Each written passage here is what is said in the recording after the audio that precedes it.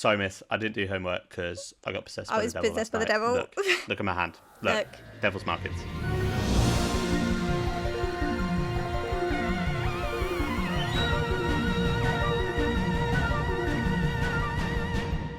Hello, and welcome to the Say So podcast with Kat and Tip. Hello. Hello. This is where we talk news, reviews, and all things Who. Oh, we're doing the proper bringing it back. intro. We're bringing it back. I'm trying to bring it back. I'm trying to be more professional. You're trying to make fetch happen. I understand. We are recording remotely today. It's a little remote recording. Cheeky remote. How you been? How's things? I feel like I haven't recorded a podcast with you in forever. Wow. It's been so long, her mouth has stopped working. Could that ever be the case? It has been a while. Well, when did we last record? Let's have a look. Weeks ago. It was the 13th of May when we last recorded. Oh my god, really? Yeah, it's been over 2 weeks. That's genuinely criminal. Yeah. I would like to respond to a comment that I forgot to. Go on. Who asked, why do you say says instead of says, like all of us normal people? Where are you from? That's verbatim. Go check out the comment. And what I'd like to say is I'm from Northamptonshire, and in Northamptonshire we say says instead of says. This is really funny because you pronounced Northampton differently to me. You say Northamptonshire then? Northamptonshire? No. Oh. You you say Northampton. Yeah, Northampton. Where I'd say Northampton. But there's no two H's. Yeah, but there aren't two H's. It's not Northampton. It's Northampton because there's the H is a th sound. Thank you for that. Yeah, we've not recorded in a while because we've had a busy May, haven't we?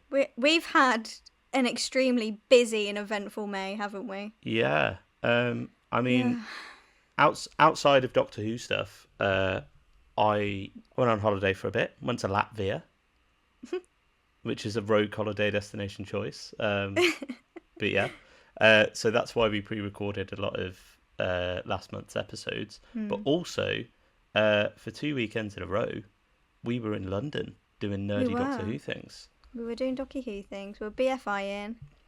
We were Comic-Con-ing. And then you have like friends, and you were traveling all over England, having friends and doing normal things. I went to one city. No, you went to Leeds. Leeds. I did go to Leeds. Stamp. Bam. That was to fly up for my holiday, and then I've just come back from Bristol this weekend. This is what happens when you have friends. We don't record the podcast, and it's all on you, and it's all your fault. Yeah, secretly, what I was doing in Bristol was visiting Big Finish Studios because the friend I went to see is Nicholas Briggs. We're very close now. Oh, so you just went and lived it up with... Yeah. Me and Nick hitting the town. No, I thought we'd speak a little bit about the BFI and just briefly. Because there was obviously the screening for the TV movie at the BFI South Bank in London. We didn't get tickets for the screening because they sold out real fast. So they sold out before like normal people could do it. It was all BFI. Normal people. People who don't have the membership. It's a novelty that we would describe ourselves as normal people. That's probably one of the only times that we I'm completely normal. You can speak for yourself. What's the Doomsday quote? First time she looked normal in her life. Why? Yeah, although we couldn't go to the screening proper, we went to one in Birmingham a few days before, and also saw a little Q&A with Mr. Paul McGann, done by Matthew Sweet, which was very cool. That was nice to see it on the big screen. Yeah. I enjoyed it a lot more seeing it in the cinema than on the telly when we did our commentary. Plug. Go to the Patreon. Yes. Yeah, I did enjoy it a lot more, and I found like a newfound love for it, really. Yeah, it was nice. Yeah. It was nice to see Paul and you know, to see him doing his Q&A and being all charismatic and scouse. Yeah, he really does sound scouse. Very scouse. Yeah. Very scouse. Um, and then a couple of days later, even though we didn't get tickets, we just went for the vibes and went We down went to the for the BFI. vibes, we went for socials. It was very fun. Yeah, it was cool. We met up with a lot of people. It's the first time I've met anyone that we've had on as like guests for the podcast in person. Yeah. So we saw lovely Jack Alexander. We saw Cat and Nat of the Red Twilight series, 77 Years Productions. We saw lovely Phil Hawkins. Who else did we chat to? I saw Miles Taylor. Yeah. We Harbo. went to. You met Harbo for the first time? I've met Harvey before. Oh, we went to Gallicab together. Yeah, we did see Harbo also, and Beth Axford was there doing a quiz of Rassilon, which was fun. Yeah, lots of lovely people. Yeah. So it was nice to. I met some Nice lovely to chat to people off of Twitter for the first time as well, which was lovely. Yeah, and we had a couple of people come up to us and say, About the podcast. "Hello, are you Are like you Tip? yeah?" Which most people, which I think probably makes sense because a lot of the time, if people hear you chatting to a male voice and they're not as familiar with me, because I don't necessarily post my face a lot online in relation to these things, whereas you're always on the Twitter showing off your cosplays and doing all that. Yeah, I am. So a few people came up to you and Sam and sort of said, "Oh, are you Kat? Oh, are you Tip?" Sam's like, "No." It's not me. And then later on, I got some people going, "Oh, seriously, are you Tip?" Which was really surreal. Yeah, I know, it's crazy, isn't it? It's odd, yeah. But thank you to everyone that came up and said hello. That was very nice Very fun. very nice to see you all. And then the following week, we were back in London again for MCM Comic Con in community London. Panel. Yeah, to see again lovely Jack Alexander doing his community panel, which is very very fun. Yes. And we met more lovely people. Yeah, we did. Lovely Star, who edits an awful lot of running. We met Jake Mancuso, who does the cover design artwork for Red Twilight. Ollie, who plays. Is that your first time meeting Ollie? Yeah, it's the first time I've met Ollie. Oh. Well, I've met him over a video call for. Oh, actually, no, that's out, isn't it? That's yeah, because the trailer's out because they dropped the trailer. Yeah, so that was cool. Kat and I really are both in an episode of Red Twilight. Well, in separate episodes of Red Twilight, but they're both in this upcoming block.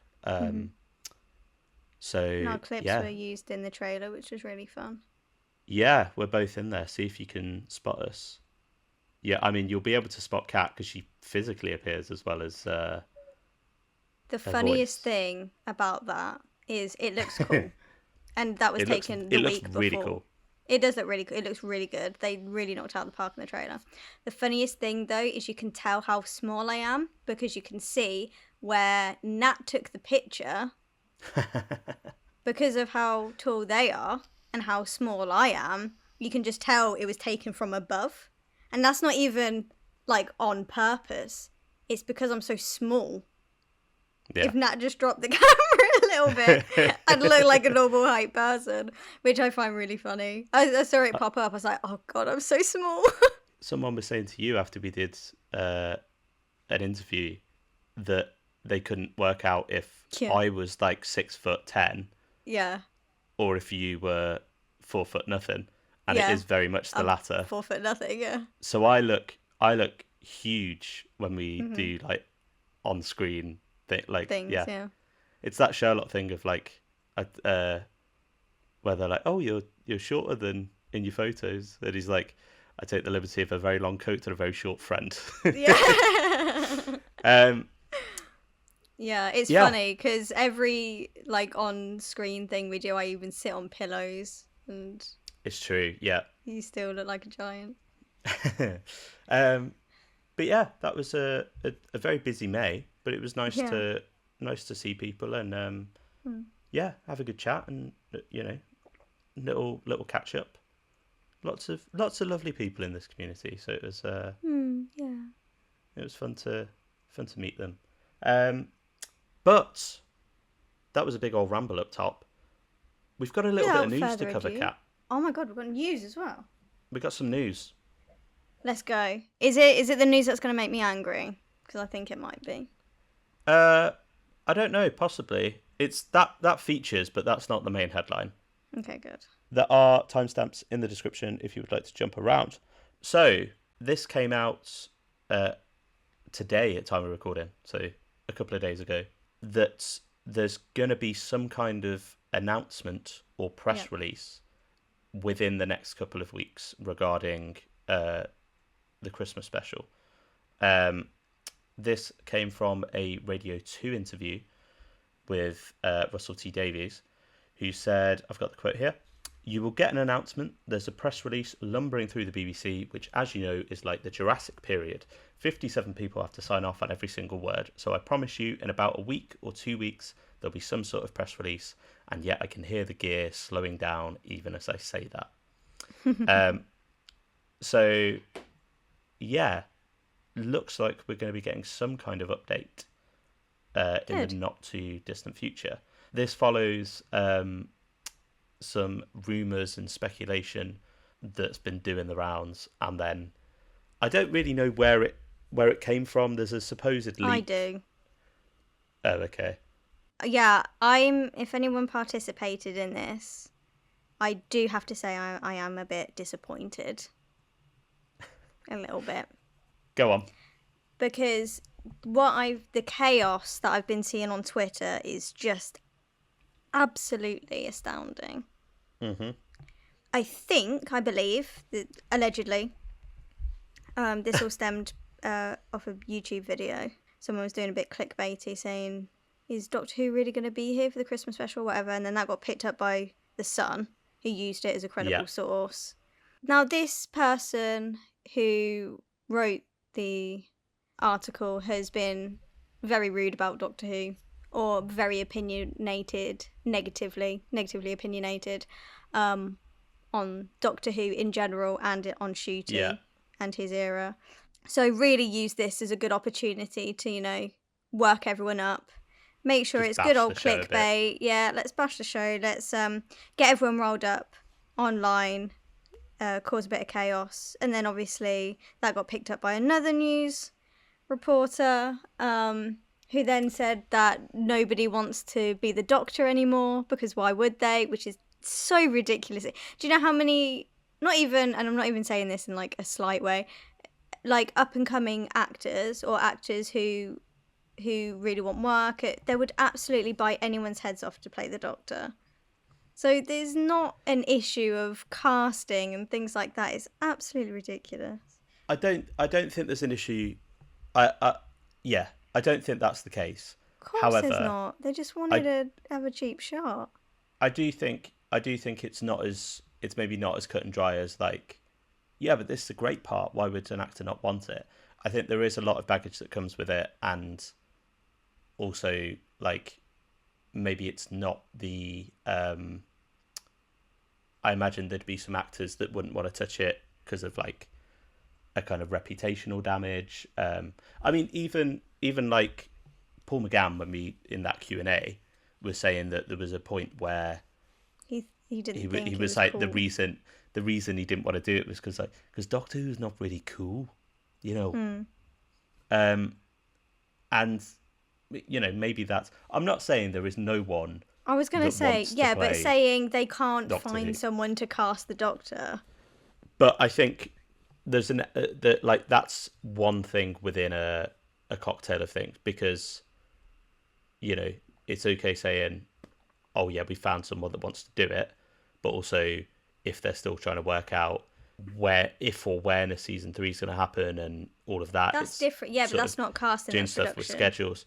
Yeah, but also, Do you know what you I know, mean?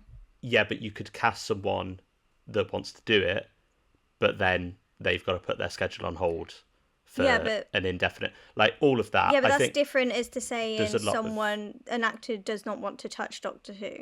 Do you know what I mean? yeah, yeah, yeah, They're yeah. saying we can't cast Doctor Who because nobody wants to be the Doctor anymore because Doctor Who is dead.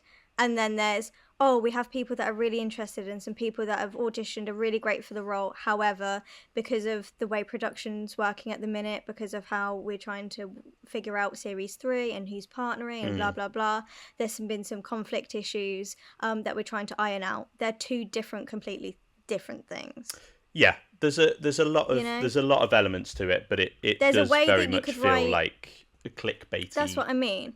There's a Yeah. way that you can write that article where it's like, oh, do you understand how difficult casting is right now because of all of these reasons? Isn't it a shame that kind of the TV industry at the moment is in this pickle because of budget cuts and funding and not being able to afford some really good high class BBC drama at the minute because of how the industry is. There's that, and coming at it from an industry point of view where something needs to change, there needs to be some sort of just change on so we can get you know the funding for things, etc., etc. And no one wants to play the Doctor Who because Doctor Who's dead. Yeah, You but know? also that's what gets the clicks. I know, That's which is what what's makes the the annoying headlines. thing, which is what the Yeah, really annoying thing is, because it's just causing all this hatred, and then people are jumping on it like, yeah, and it's like, don't take what these people are saying as gospel because they're just trying to get views and clicks. This is all it journalism, is. It's journalism. I hate it. Well, it's not journalism, is it? It's I it's hate it. tabloid journalism. It's Yeah. yeah, It's just so it really those like that like week really yeah. was really hard for me. I did not go on Twitter. I was like, I can't deal with it. If it like went over into like some servers or group chats or whatever, I had nothing to play in it. I was like, it's just really annoying. I can't So do this. we should explain that basically the the main point of that was that this planned special, it's not going to be out at Christmas because there's loads of behind the scenes production issues. It's gonna be delayed and air in Easter next year. Part of the ammunition for, I don't think it was for that actual article in the Sun, but I think something that kind of unintentionally sort of backed it up was something that Russell said whilst promoting his new series Tiptoe. Basically, there was a point where Russell said he doesn't plan on filming anything until next year, which some people said, oh, well, that means that they haven't filmed the special and they're not going to film it this year. Some people have said that means they have already filmed it. Some people have said he's just talking about stuff that he's like new Like stuff that he's doing. writing. Yeah. Some people have said maybe that means he's not exec producing it and he's just writing it, and it means he's not exec producing it, so he wouldn't be involved with the filming. I don't know what that means. Personally, I think that's probably just he's talking about Tiptoe. He's saying my next project, like sort of passion project that's not Doctor Who, isn't going to be until next year. I think the same as you, where in every single interview he's gone, don't ask me about Doctor Who. I'm not going to talk about Doctor Who. They've asked him, oh, so what's next for you? And he said, don't know, just done Tiptoe, really happy with it. Not going to rush into anything else until next year. I'm just going to let this year play out. And I think he's doing that because he's going to have so much on his hands to do with Doctor Who this year. He's not going to have time to pick up another project or work out logistics for anything else because he's going to have so much work writing this Christmas special if he hasn't written it already. Working out what's going on, ready for filming, film at the end of the year, September, whatever, get it out for Christmas. That's what it is. If we weren't going to have a Christmas special, it still wouldn't be plastered all over the BBC. Doctor Who coming back at Christmas. we would have had some sort of announcement. I know people were kicking off saying, well, the BBC should come at the Sun. They should get. Why would the BBC play into any of the tabloid journalism? Yeah. I think also that's probably part of what this whole, like, there's going to be a press release in the next couple of weeks. I So think just that's chill probably, out. yeah, I think they've gone, okay, well, there's all this speculation going on. Out, like, even before this article was happening, there were people going, yeah, that's not happening. And it might not. Like, that's not me saying that definitively we are 100% getting a special at Christmas. I was going to say, They've we don't announced know. one. Yeah. We're not the BBC. We've not got the insider intel. But yeah, like, you know, they've announced one. We've not had any kind of updates on casting or filming, or, you know, we've had little dribs and drabs. So, yeah, maybe, I don't know, maybe we won't. But until that press release comes out, don't know. Well, it's just that in my mind, it's they announced that we're going to have a Christmas special. Mm-hmm. So we're going to have a Christmas special. If now in the press release they say, sorry, because of production, scheduling, blah, blah, blah issues, it's now pushed back, then it's pushed back. Yeah. But from at this moment, the BBC have said, we're having a Christmas special in 2026. No one else has said anything. BBC confirmed. So therefore, we're getting a Christmas special in 2026. Yeah, and like people can have theories, and there's always going to be rumors, and you know, all of that. Like until we have anything kind of definitive from the horse's mouth, I'm not going to put much stock in, you know, some person that knows someone on the production, all in inverted commas. But a little bit of more positive news, Please, because can't bear it. We've not actually covered this since it's been released, because we pre-recorded a lot of stuff. Series 1 to Series 13 is going to be finding its way onto AMC Plus. This was announced on May the 14th. And it's going to be the exclusive streaming home to 175 episodes of Doctor Who from 2005 to 2022 in the US, beginning on Thursday the 11th of June.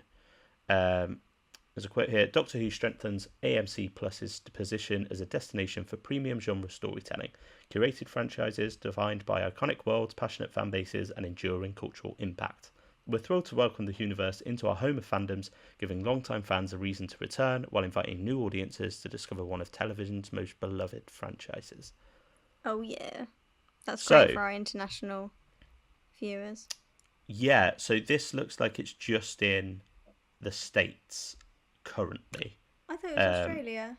As far as I know, this is just in the States. Right. I mean, good news for American fans.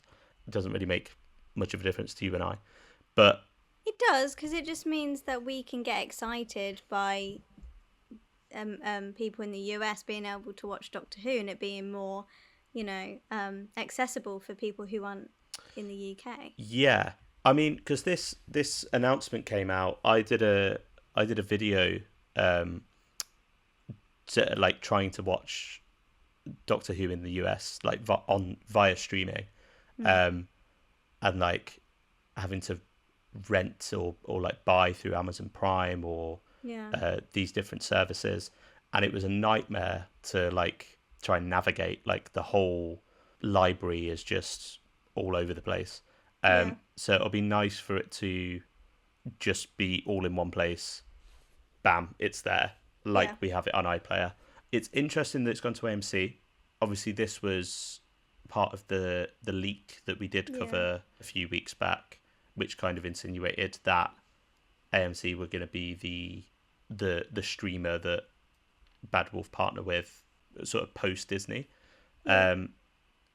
That was in the leak. It's nothing like that's been announced in any kind of official form, but maybe that's to come. Maybe that was just incorrect. We don't know, but that's a possibility. I don't know. What do you think? I mean, I guess that it is a possibility. I don't know how all of the streaming and partnering stuff works. That's way out of my wheelhouse, and not in my little interest bank in the brain. So I don't really keep up to date with that kind of thing.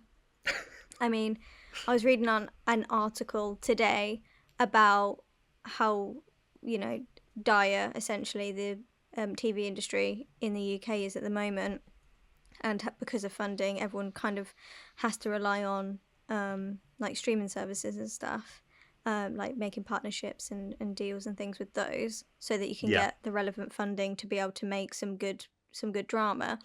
So I think it's in, you know, the Doctor Who's best interests. That's why they got Disney on board in the first place, for that extra bit of money to make what they can. I don't know in what capacity it means, if it's just give us the money and you have no, you know, input. This is just strictly a business deal type thing, or if they have any input in the direction it has to go in. I don't know how, you know, that works. But Yeah. if it's for, you know, funding, they're going to try and get the money wherever they can, so that Doctor Who can continue to thrive and be as amazing as it is, you know?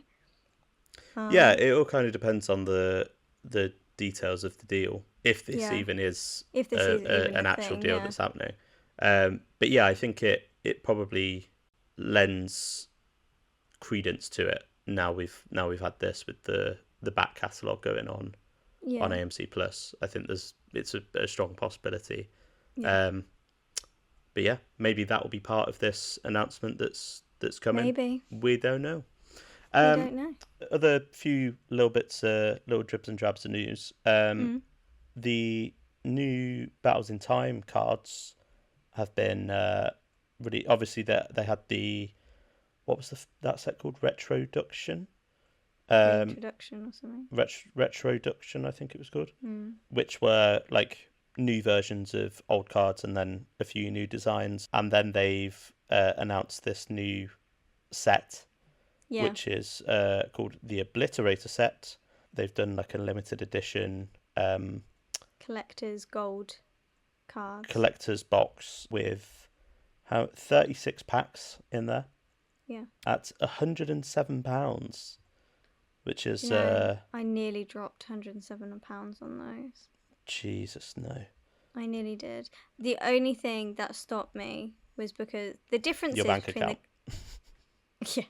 No, the only thing that genuinely stopped me, which is actually a bit ridiculous, and I should actually have a reality check, is the fact that the only difference will be, well, there's two things. The only difference in these cards and the standard edition, that will just be normal packs that you'll be able to get in your shops, is instead of like a gold leaf bit, they're silver. Yeah. That, and the fact that you don't get all of the cards in the box. If out of all those 36 I could get the complete collection, or the rares, ultra rares, blah blah blah, I'd have dropped £107 on it. But because I'm not guaranteed every single card anyway, I might as well just buy them from the shop and just pretend I'm a child again.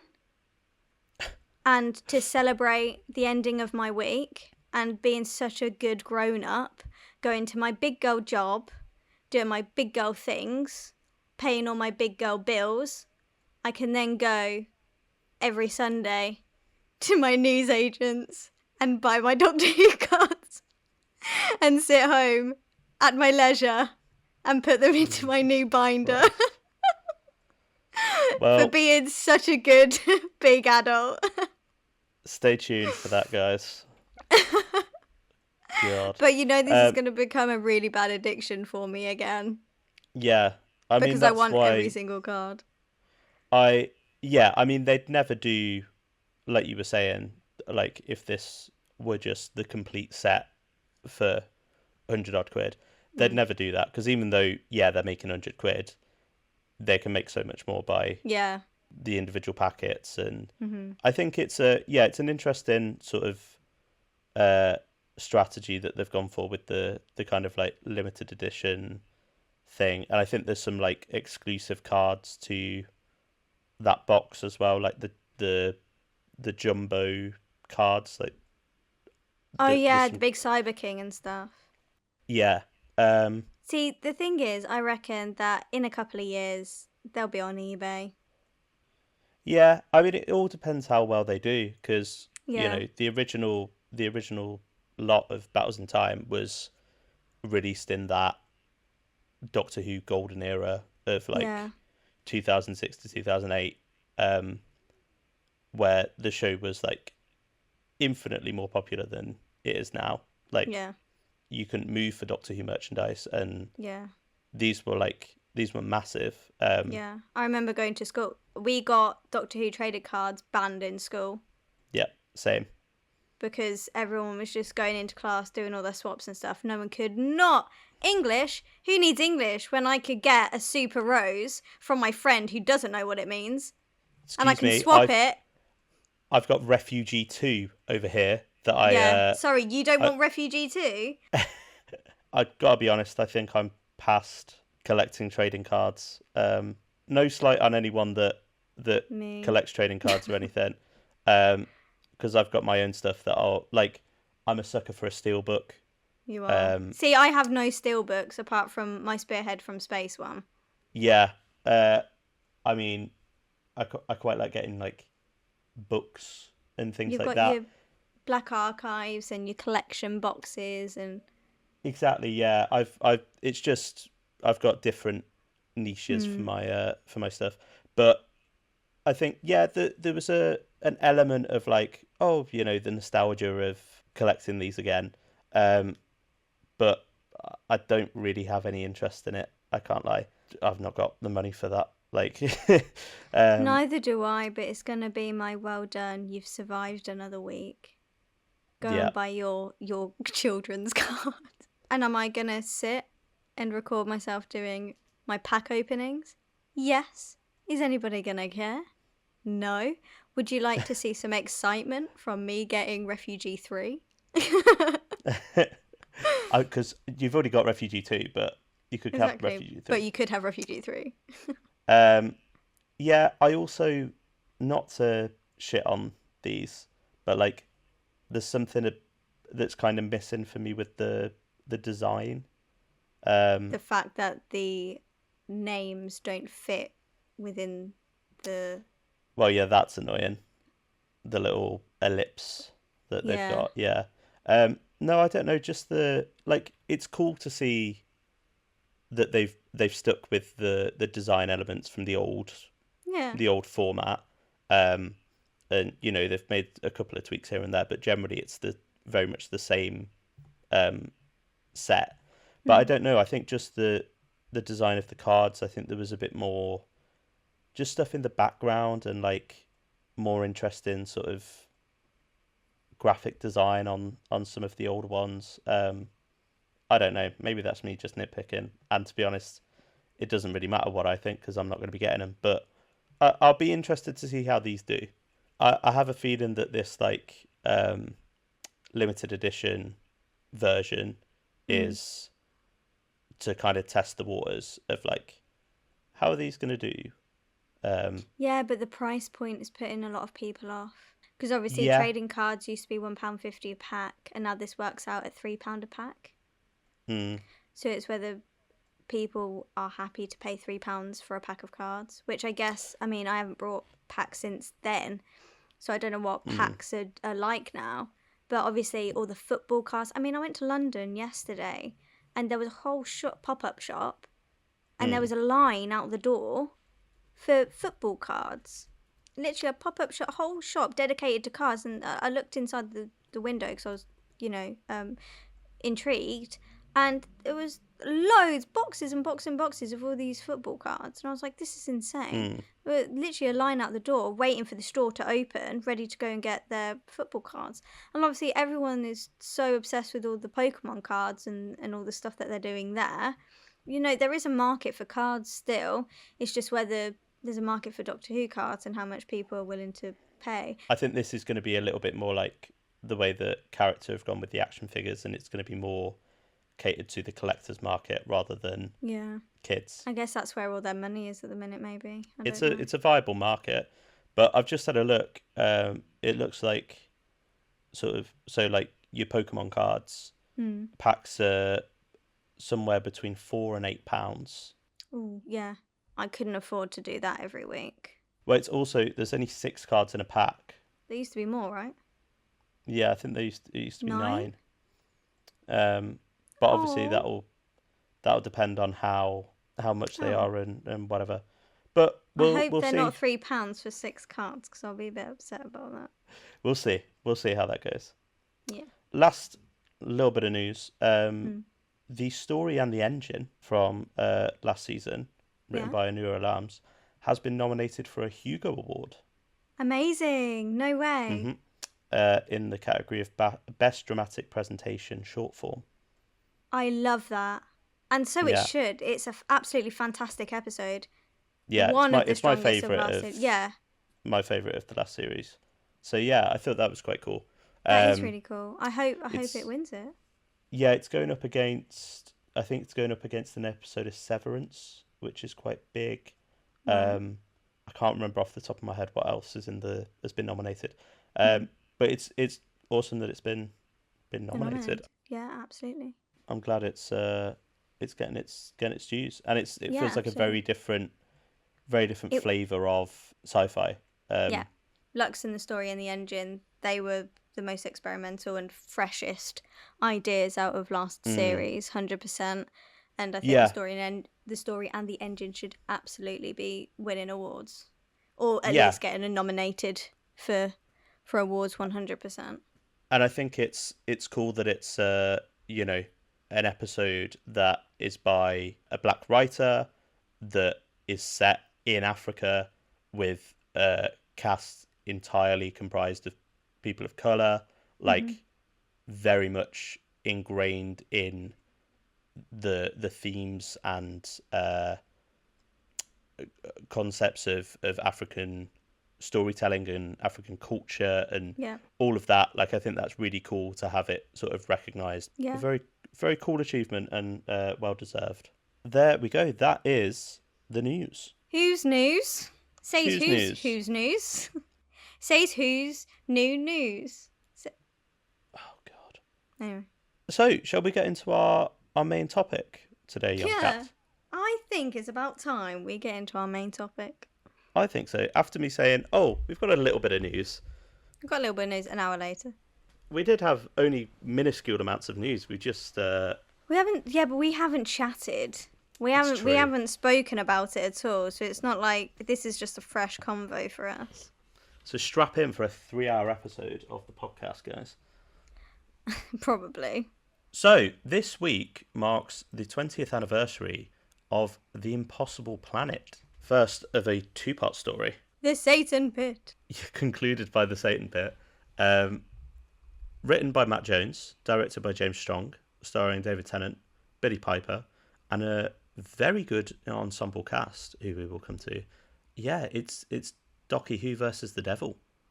It is one of my favourite two-parters ever. Mm-hmm. I give it a 10 out of 10. That is It my is. review. It's one of my favourites. It's so incredibly good. Which is quite nice because obviously we're doing this because it's the 20th anniversary, Mm-hmm. but also in a few days it's my birthday, so Yes. the same as when it was Kat's birthday, and we did. What did we do for your birthday? My We did the Doctor Who. 10th Doctor rankings, and we did Yeah. Day of the Doctor the week before. Yeah. So It was yeah, flavourful.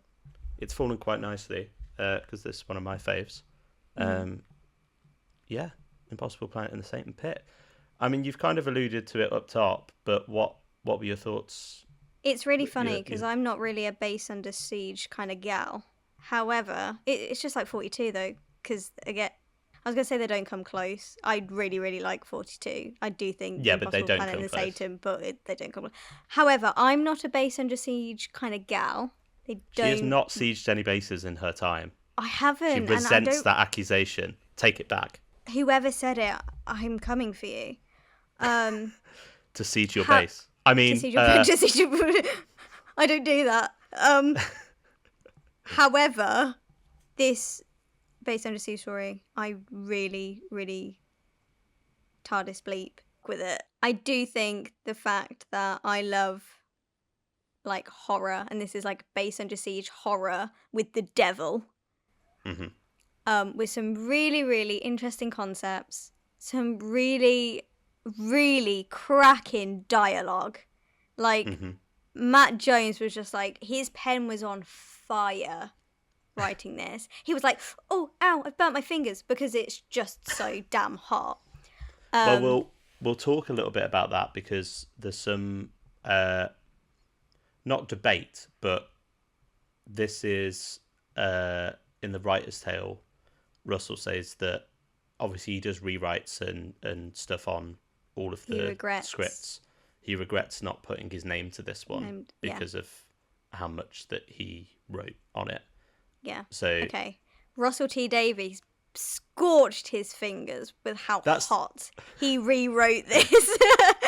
that's not to discredit Matt Jones. No. We don't really know how much of we don't know what was who.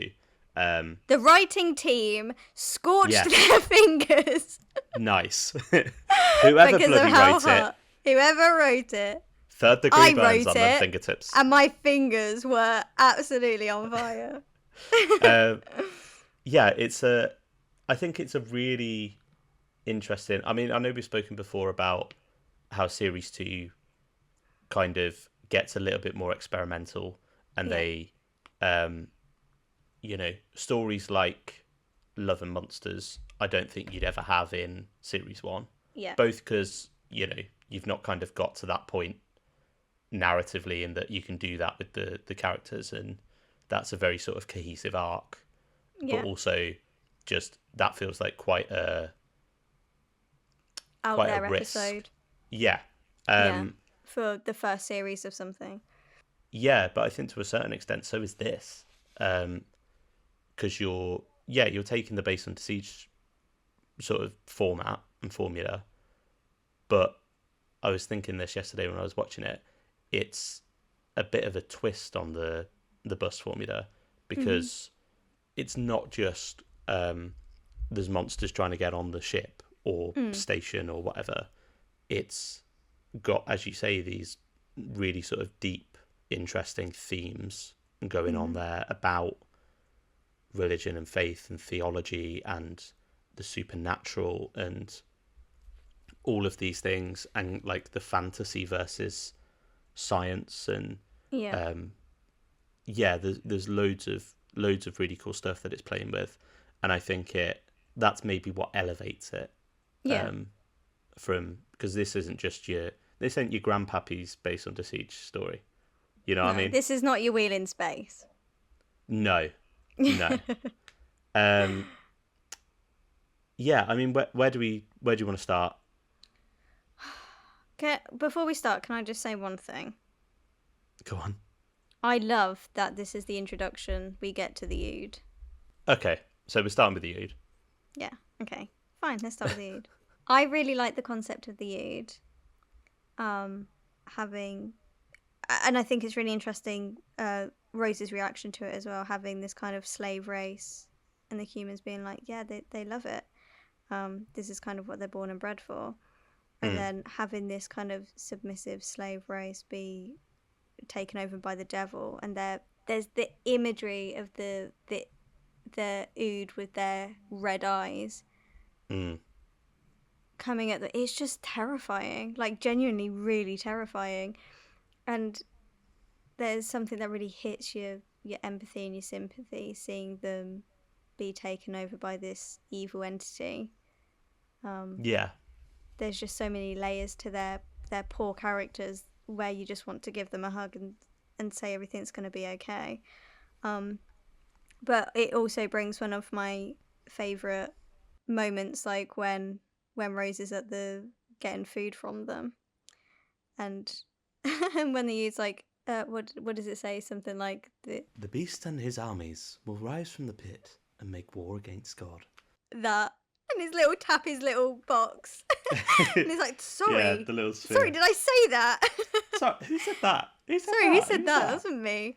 I think having the Ood there as the beasts kind of, because you've got Toby Zed, who again, really, really terrifying, and we'll get onto that because that's again one of my favourite bits of this whole story.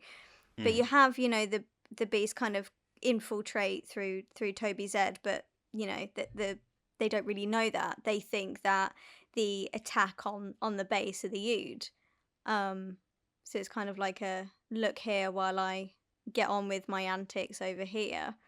But it causes some really, terrifying stakes and really scary Who watching. It's really horror filled. I love it. Yeah, it And I is a think proper horror story. it is a proper horror story. And I think that Ood look, even like aesthetically, really good against the backdrop of a ship, because they've kind of got that like ship like costume in the sense of how they dress. They're kind of like smock, like, Yeah, do it's a you get what I'm saying? very sort Like of simple. simple Yeah, industrial uniformy. Like I it's can almost it's see a bit like a that. boiler suit, isn't it? It is a boiler. Well, it is a. I think it's a boiler suit, isn't it? They've got these navy blue, grey boiler suits on, which is kind of Yeah, industrial, fits the aesthetic of the ship. And then you have the natural Ood head, which kind of juxtaposes that and gives it a bit of yeah, texture, a bit of natural feel. It gives you that Who alien aspect. And then they yeah, talk out of their spheres as well, which again brings that sci-fi element. But everything, because of how like kind of the color palette and the texture of the heads and the mask, it all blends in really well to how the ship is designed. So everything feels so natural to that story. There's nothing out of place. Everything fits, and so it really enhances the imagery and the world building within that episode. I think everything is so perfectly curated and designed for the story. It just all works so well to form this story. I mean, let's talk about that U design, because what a beautiful bit of prosthetics. Yeah, Like incredible. the it is one of those things where it's such an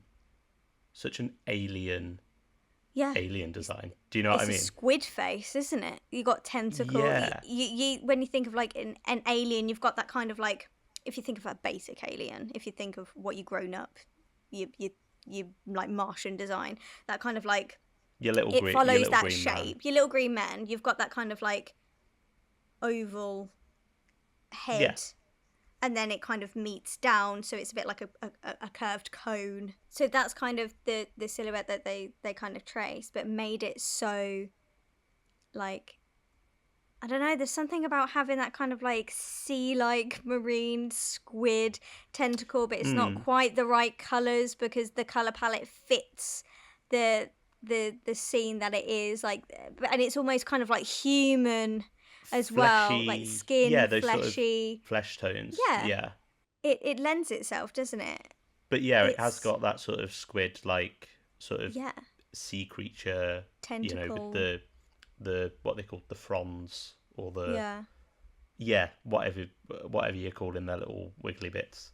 Um, Don't you be talking about the huge wiggly bits on this podcast, well, I apologise please. to all Ludekind.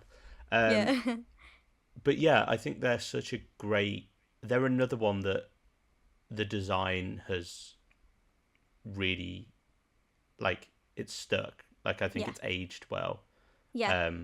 Because it's just a great design. Like it's one that I think people remember because it is so visually striking, Yeah. but also quite simple.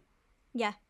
You know, It it's just it's a bit of, as you say, it's a sort of oval head, sort of quite sort of narrow eyes, sort of yeah. on a bit of an angle, um, and then spaghetti face.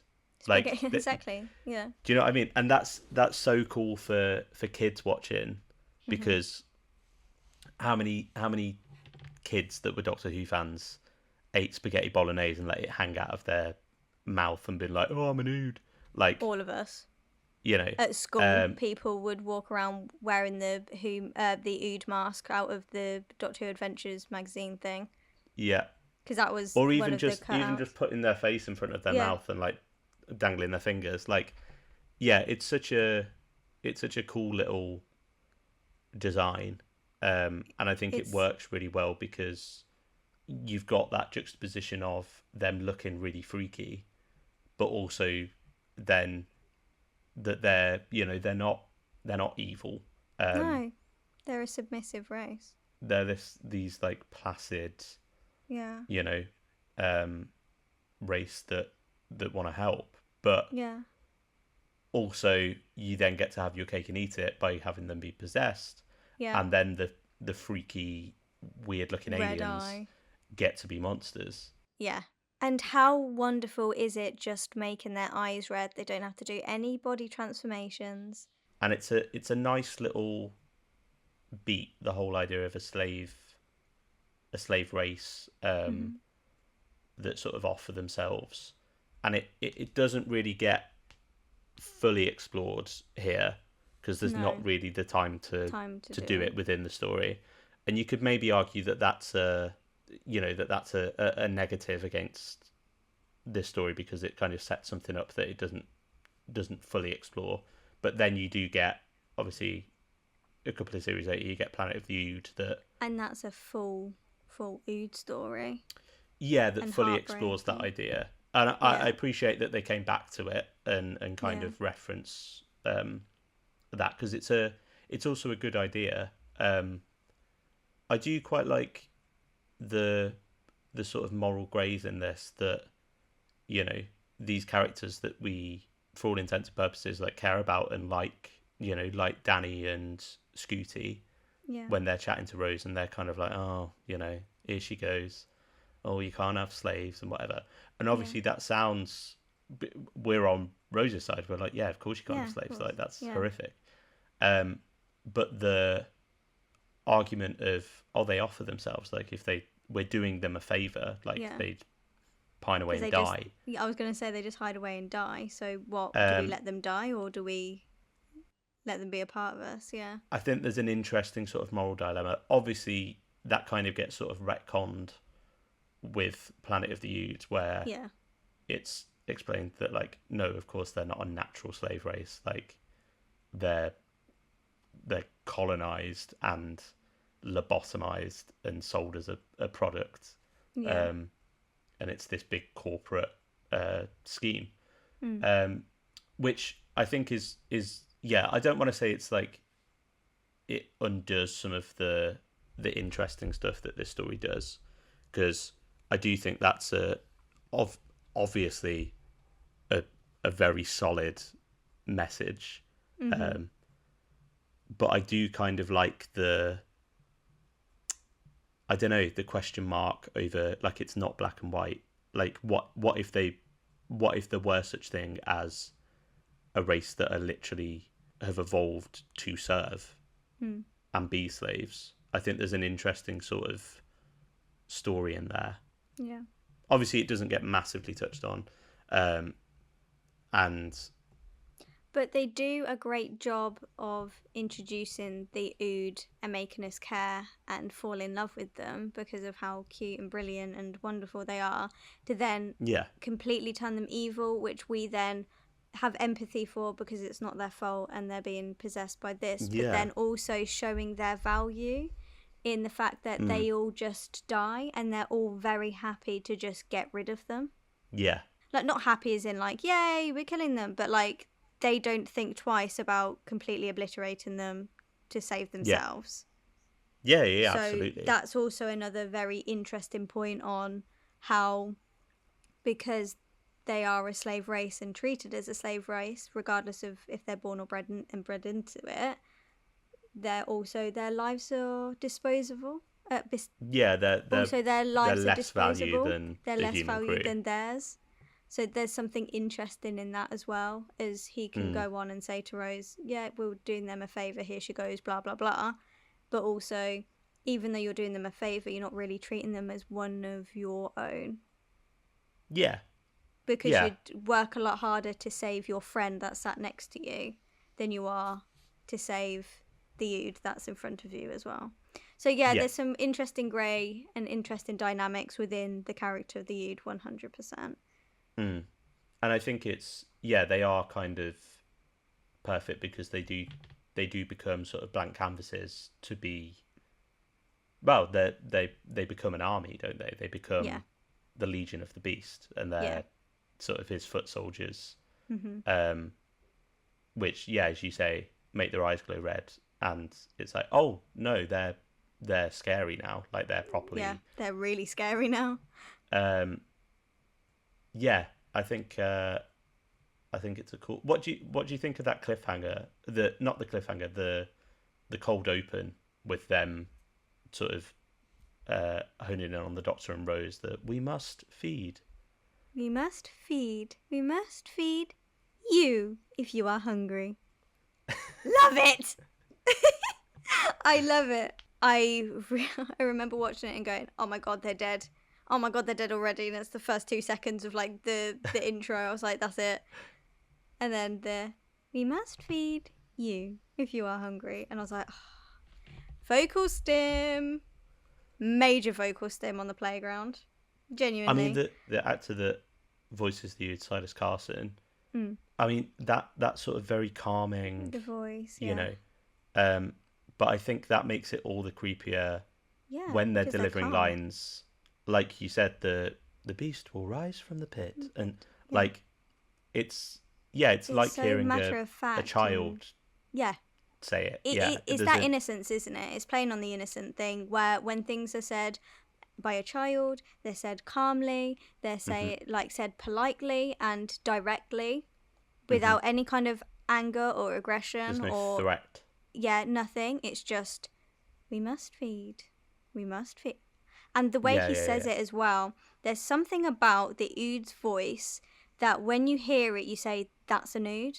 You know, like how distinct the Dalek is, where you're like, that's a Dalek voice. You couldn't have the Dalek voice for a Cyberman. You couldn't have the Dalek voice. It's just pitched perfectly for the characters. And it's the same with the Ood.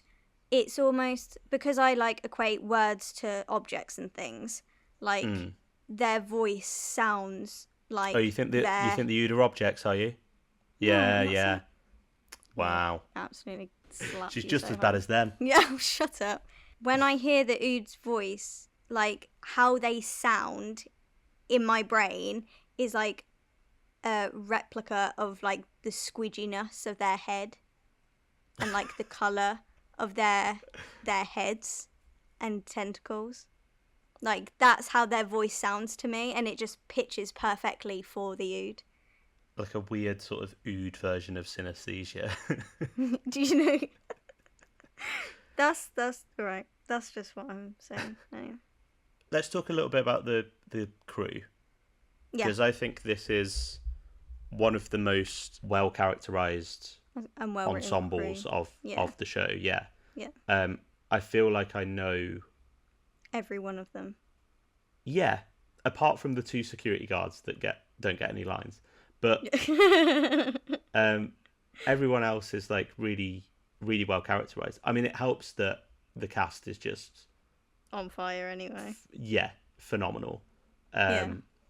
Some really, really great performers in this, and they all really gel as a group, I think. It feels like there's a history there with all of them, which is really nice to watch, because you feel like you've just been put in straight in the middle. You don't have to kind of like pick up and try and work out character dynamics and who's who and who likes who and who's whatever.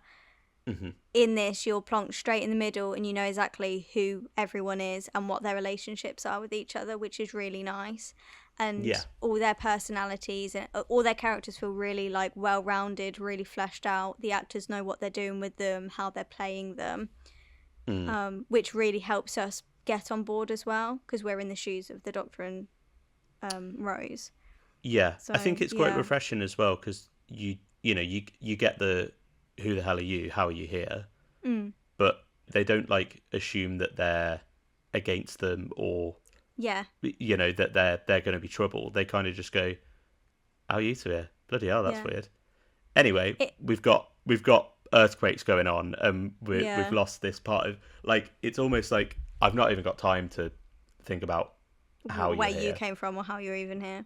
But they immediately just kind of get along with them and integrate them into the group. And I think that works, because when you then later understand that they're about to go into a black hole, and you understand the science of black holes, and the things don't just, go in them I think they understand the possibility of maybe things coming out of them as well, and any random things that they may have experienced around this black hole. I think the Doctor and Rose turning up is just like, yeah, of course you have.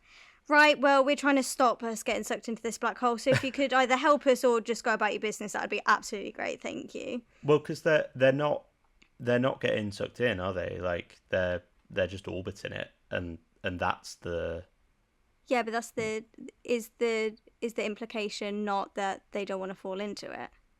no. There's no danger of that.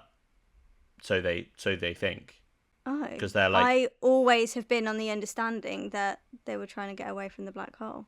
no, because they're there. That's where they've set up shop to drill down and do their exploration. Not Oh yeah, of not course, that exploration. makes What's sense. the word I'm looking for? The excavation. Expedition. Yeah. Any word beginning Yeah. with X. Yeah. Yeah, they're just orbiting it, and they're like, well, this is impossible. We shouldn't be able to be doing this. Yeah. And there's these earthquakes and star systems breaking up above their heads and all Yeah. of that, but they're Oh, I safe. thought there was always that worried thing about falling into the black hole. No, I don't think that's ever an issue until Maybe that's just me. the Doctor remembering breaks it wrong. he breaks the The gravitational thing. field, doesn't And he? then they start pulling through. That, yeah, Yeah. that makes sense. Sorry, I thought it was there was a thing that they didn't want to fall into it. No, I think there's sort of the ever present danger of being like, well, we shouldn't be here, and at any minute, I guess theoretically we could You just could, plunge yeah. into it. But that's not their main issue. I'll tell you what their Yeah. main issue: the bloody beast downstairs. It's the bloody devil. The bloody devil. It's the bloody devil. If Yeah. we're talking about alien designs, do we talk about the beast design now? Go on. We'll talk about the design, and then we'll talk a bit about the actual character story and the themes, plot. and yeah. Okay. I genuinely think that the beast design, especially as a child watching it, was absolutely terrifying. Because it's not your usual take on what the devil looks like. You've got like the burning pits of hell and that kind of fire and that colour palette. And there's like nods and references from like different like religious illustrations and things like that, but I think it has that perfect sci-fi twist to it. Do you not think it's quite, because that's something I've always been sort of on the fence about, like, because I think the design itself is gorgeous, like Yeah. the VFX work and the even just like the design, the concept art and stuff. It's beautiful. Well, it's not terrific, but Yeah, a beautiful horrifically piece beautiful. of design. Yeah. But I've always been sort of on the fence of like, part of me kind of wants them to have done something a little bit more experimental, because it is very much the red horned beast. I mean, yeah, you get you do get the horns and the like claws and like the fire and the color palette. I'd say and like are the probably forked tongue and but I think the skin ripping away and being almost like charred. I don't know, just like the all of the texture of like the face, like, and maybe I don't know. I just feel like it looks a good balance between what we understand or depict the devil to be, and that sci-fi twist of, because it's playing with that kind of like religious fantasy element within a sci-fi story. So I think it handles all of that kind of balance, because you don't want it too sci-fi experimental, because then you're like, well, that's not what the beast looks like. However, there's no one true form which the beast carries. So yeah, and I mean there is that line that the Doctor says, as he's descending into the pit, where he's like, oh, the image of the horned beast like crops up everywhere, like, and he's when he's talking about Draconia and Deimos, and there's some really nice references in here actually. But like the idea of the horned beast as an image being like, that's the seed of that is this creature, so it's kind of been interpreted by all these religions and cultures and planets. I like that. Well, So I I was going guess to. for that, it kind of has to be a horned animal. It kind of has to be the stereotype, or what we immediately recognize as looking That like way. the devil. I mean, there's another reading that I just thought now. Nobody, I don't know if Toby sees it. Nobody sees the devil, like the beast. No, it's just the Doctor. They see it on the screen, don't they? They see Do the they? Do hologram. they all see it on the screen? I was gonna say because the Doctor's the only one who sees it in person. So how do we not know that the beast form changes with whoever's looking at it, and it's all your own interpretation? So the Doctor goes down to the pit saying, "Oh, well, we know that the image of, that horned beast, animal-like thing." Then maybe that's what we're seeing through the Doctor's eyes, but it could turn up differently for But I think someone I else think that's seeing only it. because he's already seen it, that he knows it looks like that. Right. I don't know, I was just thinking how we could kind of make it seem a bit more experimental and kind of out Yeah. there in the universe. It's out for interpretation. Well, I've got a little bit of trivia about the design, and also Oh, like interesting. alternative ideas Hmm. for um how it would sort of materialize in a physical form. Um, Okay. so yeah, we'll speak a little bit about that when we get to the trivia. Yeah. Um, but I think throughout this story, and I know this is 100% the reason why you love it as much as you do, Yeah. it's a horror story. Like, it's a really sort of tense, cramped, atmospheric, psychological horror story. That's Really, just my cup you of know. tea. I know you've got. We were saying you've got the Ood as your monsters running around, and there's action and explosions and um, killing off the characters. But I think the real gem at the heart of this, and why it Hmm. works so well, is the psychological horror, and Yeah. the playing with fears and the doubt of, is this the actual devil, Yeah. or um and I like that it's kept ambiguous. Mm-hmm.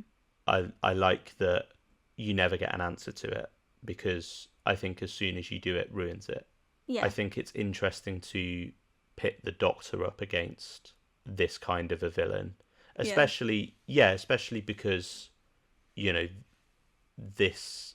I know the Doctor sort of generally is, um, although in Russell's second era we've kind of opened up the door to the more sort of fantastical elements, and gods and magic and Mm-hmm. goblins and fairies are real. Like, Yeah. um, but I do like the idea that Doctor Who plays with the supernatural, but it usually gives it a, Sci-fi yeah, grounded. and Yeah. it's usually a cheeky little. I know we've said this before, but The like, tooth and claw werewolf. You loved this yeah, example. the werewolf is, it's essentially a supernatural werewolf from folklore, but Yeah. actually it's more of a lupine wavelength haemaveriform. Mm-hmm. Like, that's great. That's Yeah. a cheeky little thing. It's a werewolf. Everybody Yeah. knows it's a werewolf, but to just have the Doctor That go, line of well, dialogue. it's kind of an alien, but yeah, or the Carrionites. Yeah. Um, I don't know. It's the same thing to me as, like, the Vesper form is a giant wasp, Yeah. but it's an alien from the But it's a Silfrax Vesper. galaxy. Yeah. I hope you're impressed with me just pulling off these Russell T Davies big words, by the way. I expect nothing less. Thank you. Uh, but yeah, I really like that here it kind of doesn't, and it's the Doctor trying to rationalize what this is, in the same Hmm. way that he'd be like, oh no, it's not a witch, it's a Carrionite, but it looks like a witch. Yeah, so we'll go with that for the purpose of this adventure. Yeah. Whereas here, he's going, it's not the devil. The devil doesn't exist. What is it then? It's Um, What do yeah. you think it is? I think it works really nicely for this Doctor specifically because Yeah. we've spoken a lot about um, his arrogance and that sort of like cocksure, like I'm the Doctor and I know everything.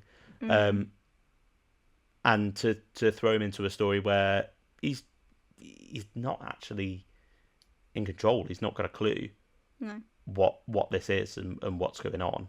Mm-hmm. It's a real test of his beliefs, yeah. And I Yeah. think he kind of comes out of this being like, yeah, maybe I am a bit too narrow-minded. Like Yeah. my rules. Yeah. I mean, there's that great little bit where he's descended into the pit and he's talking to Ida, I and love she's that asking so him about much. like, What he believes in. do you have faith? And he's like, Yeah. I believe I haven't seen everything yet. Like, Yeah. and it's these kind of like roundabout ways of talking about, like, there's no sort of concrete faith or religion or Mm-hmm. theology that he ties himself to. Yeah. Um, the same as later at the climax of the story, he's like, I believe in Rose. I believe in I was this. waiting for the opportunity to talk about this. Um, If there's but one the thing the he believes in her, and that's our girl Rose. And if anyone says that they don't have romantic relations, that I mean, there's no way that's. We'll come to that in a moment. mm-hmm. But I really enjoy seeing him trying to, yeah, him trying to rationalize what this is and what's going on, and his Yeah. whole thing of being like, I mean, it says it comes from before time. Hmm. Like, if it said What does that it mean? came, yeah, like that's impossible. It doesn't fit my rules, Yeah. which He's a is a Time really, Lord. What do you mean? yeah, like it's a really interesting thing of like, well, no, because I've seen all these kind of impossible things, but they're Yeah. not really impossible. They're Yeah. just like, because I can explain them. Mm-hmm. And for one of the first times in his life, he's confronted with something that doesn't fit his rules of how the universe works, and I Yeah. think it really sort of shakes him Mm-hmm. and shakes his confidence and his self belief almost. He also has to put his trust in the team around him as well. Yeah. Because he's in the situation where, for once, he's not in control. He doesn't know what's going on. The crew around him probably knows a lot more about this than he does because this is their field of work. Hmm. Essentially, they're digging down here to figure out what's down, in this pit. And he's also left Rose in their very capable hands. Yeah. He then is met with a conflict where if he destroys this beast, he destroys Rose, and he has to Hmm. trust that the other crew members are going to get her away from danger safely, Hmm. or he saves Rose, and the creature, the beast, will rise from the pit. Mm. So he's got to choose between his faith in Rose, his faith in the crew. He's got to trust people he's barely met with Rose so that he can defeat this monster. It's a impossible choice, Yeah. and one that he has to make, believe in what he believes in, and go with that risk. And I think that's a really big step for the Doctor and quite monumental for his character arc as well. Yeah. And I think as well, because right from the get go, when he sees the symbols on the wall and the TARDIS Yeah, hasn't translated them, yeah. that And is, Rose is giggling away because she's like, "Oh, what does that mean?" Ha ha ha. Yeah. Oh, are we in hell? Laughing, and the Doctor's like, "No, no, no, no. This is odd. This is strange." yeah, like it worries him. It's really fun to see the Doctor be quite serious. I was going to say, but I think even just for the audience, like those characters not being translated, it's been set up for 1.5 series that, oh, the TARDIS translates everything, Yeah. and that's something that we've just gotten used to. Mm-hmm. So immediately, this is untranslatable. Yeah. Okay, and that's such a It small puts you on thing, but edge. it's really unsettling. It's like, Yeah. okay, well, this is significant. This means something. Yeah. And again, you get all of these impossible and unexplained things that are going on, like them orbiting a black hole, and that that's not possible. Mm. Like the U translators playing up and Yeah. getting these messages through, and I think that first part is really nicely. I mean, the whole story is really nicely paced. Yeah. When I was watching it last night, I was like, this is what I mean when I say part one of a two-parter shouldn't just be set up. Something like The Legend of Ruby Sunday is very much just setting up the story for 45 minutes for the actual story to happen in the second part. Yeah. Whereas this, it gets all the pieces in place, but things happen during this as well. Yeah. To you get Toby being possessed. Mm-hmm. You get these little dribs and drabs of like, oh, something weird's happened. You get Scooty dying. Yeah. You get the Doctor and Ida going down to the surface. Mm-hmm. Like it feels like you half also of the get story. you also get some really good character moments as well, like the Doctor and Rose when they're sat. The reveal of the black hole is one of my favourite scenes in Doctor Who. When they with the, what would you call it, like the skyline, the like shielding on the ship. Oh, like like the not the visor, but I'm trying to think what you'd call it. Yeah, like the metal, the metal the blinds. like the sunroof. Yeah, the sunroof. When they remove the sunroof or peeled back the sunroof, and you've just got the universe, and then this just black hole that's kind of eating its way through the universe. I just think it's just so beautiful. And then even just if you pause it and kind of take in the whole picture, and you've got everyone standing there looking up at it. It's just a beautiful, beautiful shot, beautiful moment, isn't it? Yeah, I mean, there's some gorgeous VFX in this episode. Yeah. Like the planet of Krop Tor, like the surface looks brilliant. Yeah. That black hole. For me, it's that bit where it's what's it called? The Scarlet constellation or something, where it's just that like red sort of stream of light that's going through. Like it looks beautiful. Yeah. The rocket looks great. Yeah. Yeah, like and I then said, all of the Beast. designs. Yeah, and the beast is great. Yeah. Do you know what one of the harrowing scenes that really freaks me out? Go on. In this story is Toby Zed outside on the surface where no one should be able to exist and breathe. Yes. And he's just stood there with that terrifying face, that smile with nothing behind the eyes. For me, it's the score for that. Yeah. I think Murray's score in this episode is gorgeous. Yeah. But that particular piece where it's that like haunting, like weirdly beautiful, sort of like really sort of poetic melody that scores it. And because there's nothing else going, there's no dialogue. No. Because Scooty and Toby are separated. Yeah. And it's really uncomfortable, but really, I've not got another word for it. Beautiful. Yeah. Which makes it all the more harrowing, I think, Yeah. when he smashes the glass. The glass. Yeah.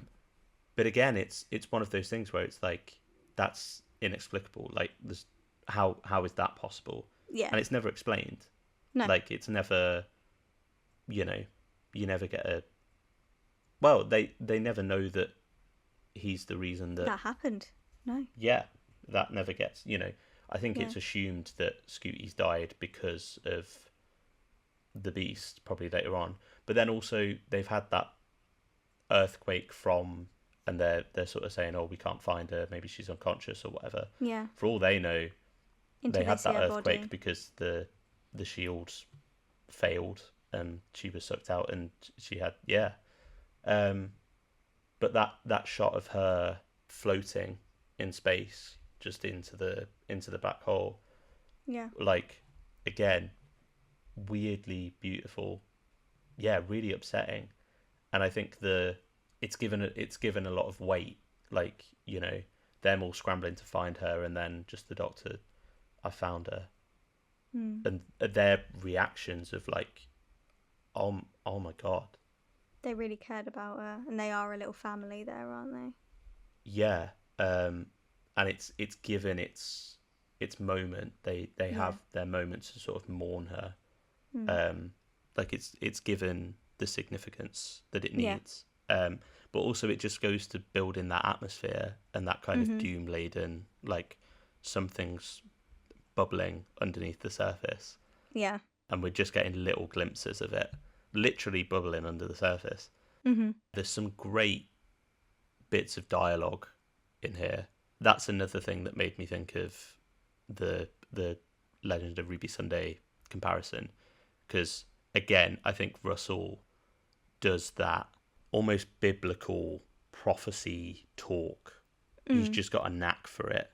Yeah. The whole, like, he bathes in the black sun, and Yeah. I am the like devourer of light, and like Yeah. all of this stuff.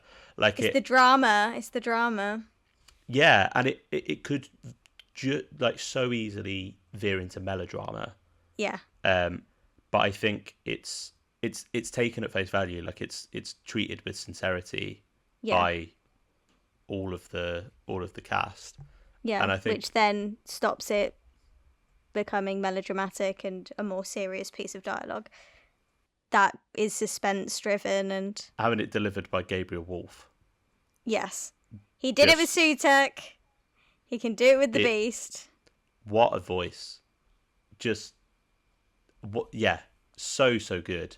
Yeah. And it's so nicely complemented by Silas Carson as the Ood when the voices come in through them, and you've got that lovely mix of, this very nice sort of polite Ood voice, and then you've got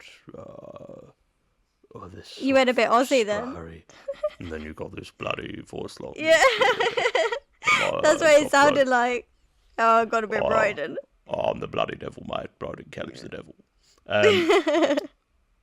No, you've got that. I mean, I can't do Gabriel Wolfe's voice justice, but you've got "Don't Turn Around," like all of that. Oh, all of that scene with Toby, and he's just like, "Don't turn around." And of course, when you hear a voice coming from behind you, and he's saying, "Don't look at me, don't turn around, just listen to," that is, and that makes you want to throw up. Like, for the benefit of listeners, it's been edited out here, but we took a 2-minute little pause because Kat had to reposition to like her mic and stuff, because she'd taken an earphone out thinking that she could hear something behind her, and has been like, no, I need to see the doorway behind me, because now I've heard something. Like, it's exactly that. It's playing with those ideas of temptation and curiosity and fear, and it's like the Doctor says, like, childhood nightmares and secrets and all of this. Yeah, it's really interesting to play with all of that. Because it immediately just dives into real cosmic horror, like psychological horror, but cosmic horror. Like, it is this sort of Lovecraftian thing of this creature that can't be explained. It's completely outside of the realm of our imagination, but also playing on the fact that we kind of do know what it is, because every culture has a version of the devil. Yeah. And it's whether you believe it's this kind of mystical power or the evil that lies within people, So that's always really fun to pick apart and discuss and explore. I find that really interesting.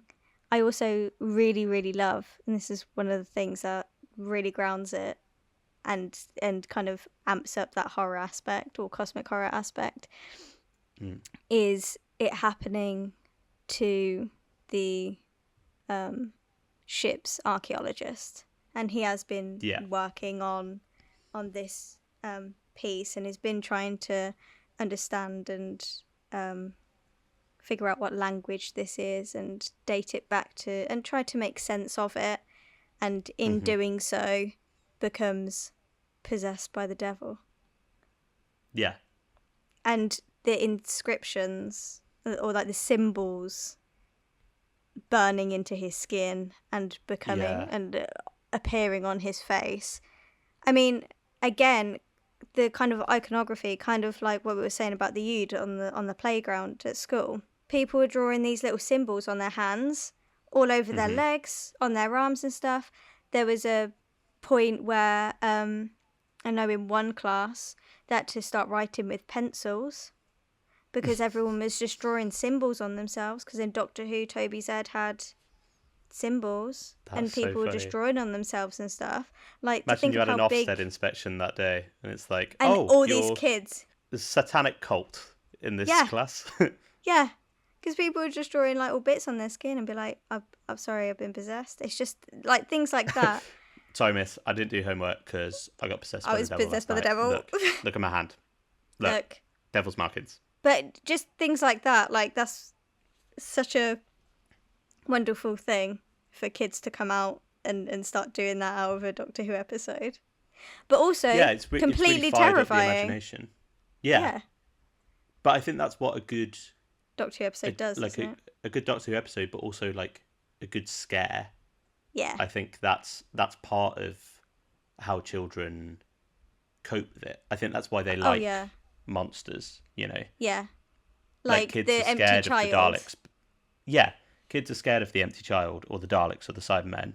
Yeah. And then to almost, I think, cope with compensate. That's terrifying. Yeah. I'm going to pretend to be them in the playground. Yeah. It's really dark. Like, it's a really dark episode. Yeah. I think because it leaves you with that ambiguity, and it's not as simple as, oh, this is an alien monster that's, you know, the werewolf. Like, for a 7-year-old, a big werewolf bounded about this castle as a big great monster is scary. Yeah. Here, something going, I know everything about you. Yeah, I know that you ran different. away from your dad, and I know that you cheated on your wife, and I'm going to kill every last one of you. Rise up from here and spread the idea of, like, I don't know, there's just something... Well, they're two completely different. Yeah. Yeah. It's that intangible, almost like incorporeal, like, menace and threat. And the psychology of it, you know. Yeah, you could get an ood ball to the forehead and get electrocuted. But I think more harrowingly is you have to survive having this experience. And so I read the Target novelisation of this story recently, by Matt Jones, and it's really, really good. Like, I really recommend it if anybody's not read it. But it's framed really nicely. I'm going to try not to spoil it, but basically the framing device for it is it takes place after the events of the story, and Ida, Zach, and Danny are being basically interrogated because all these people have died, and you abandoned the station, and you're saying that a magic man came in a blue box to fight off the devil. Yeah. And it's them being like, no, this is what happened, and sort of telling the story from their perspectives, and it shifts between the three of them. And it's, there's some really inventive ways that they do it, like, especially for like scenes where none of those three characters are there. So how is that told? There's some inventive ways, but there's some really nice additions in there. The one thing I do question is it has a Danny comes across a little bit weirdly. He comes I've heard across as a bit this. of a creep. I've heard this. Yeah. Because apparently there's some like lines of dialogue that he says that's a bit like questionable. Yeah, like he basically immediately fancies Rose, Yeah. but is like, oh, this is there's a reference to the fact that he tried it on with Scooty, and she kind of knocked him back. Right. And it's kind of insinuated that like, oh, this is the first woman that he's seen in however long. Yeah. And he just sort of instantly falls in love with her. But there's Right. some odd line, like, you know, the bit where Rose is kind of going, right, come on then, boys, and da da da, and she like Yeah. sort of gives him Becomes a the playful doctor little, for the. yeah. I think she's got a lot of agency in this episode. Actually, I think Billy's really great in the story. But where as she's doing it, and she's like, "Are you Danny boy?" Da da da, and she gives him a little like kick up the arse, like because she's walking off. It very strongly alludes to the fact that Danny has a physical reaction to that. What? He has to reposition the clipboard as he walks away. Interesting. Yeah. Okay. But Bizarre. that's my only sort of like grumble with it. But yeah, I really recommend it. Otherwise, there's some really nice little bits in there. It's a good little novelisation. I'm yet to pick up the other ones that came out, but if that's anything to go by, then I'm excited for those. Nice. But is there anything else you wanted to cover? I don't think so, because I honestly think the themes of it. Mm-hmm. I don't know. I think it's just such a well-rounded story. All of the characters are great. The themes, the cosmic horror, the designs. I think all the aliens are just designed and pitched perfectly. Like everything feels like such a cohesive world to explore such a dark and deep concept. Yeah. I think, and it's such a good, because this is a like kind of midpoint, isn't it, in the series?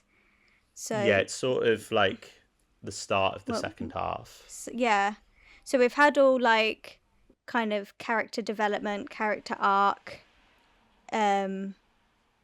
episodes that come before it, introducing the Doctor, letting him find his feet, get his kind of relationship with Rose grounded and sorted, and then you have this right in the middle to go, bam, let's have something different, experimental, something that's going to test the Doctor, test the Rose, test the Rose, test the companion, and have something completely different before we then start to go into the back end and rise towards our finale. So I just think the stories do get a bit different from here on out as well, because we have other stories like Love and Monsters, which is again an experimental one, and Dr. Light, so it's something that we experience for the first time, which is interesting. So I think this is kind of like the icebreaker into saying, and this is also what Doctor Who does, and this is also something that you can be seeing from us as we continue on. Yeah, it sort of shakes it up, doesn't it? It kind of breaks the mold a little bit. Yeah. And that's what I really love about this story. Yeah, I think it's just a great little bit of Doctor Who. Yeah. I love an episode that's like rich in themes and Yeah. It is. It's drenched in themes and character, isn't it? Yeah, I think that's apply that to a Base Under Siege story, which is a formula that just works for Doctor Who. Yeah. But put all of this, this great cast of characters, this really interesting antagonist at the center of it, and explore all of these great themes. I mean, how could it not be a banger? Absolutely. Well, with that, would you like a little bit of trivia, Little Cat? I'd love a little bit of trivia, please, Tip. Lucky for you, I've I've got our trivia section prepared here That we do every week. that we do every week, and it's called the same thing every week. Yeah, and that is... You will die, and I will triv. Oh my god.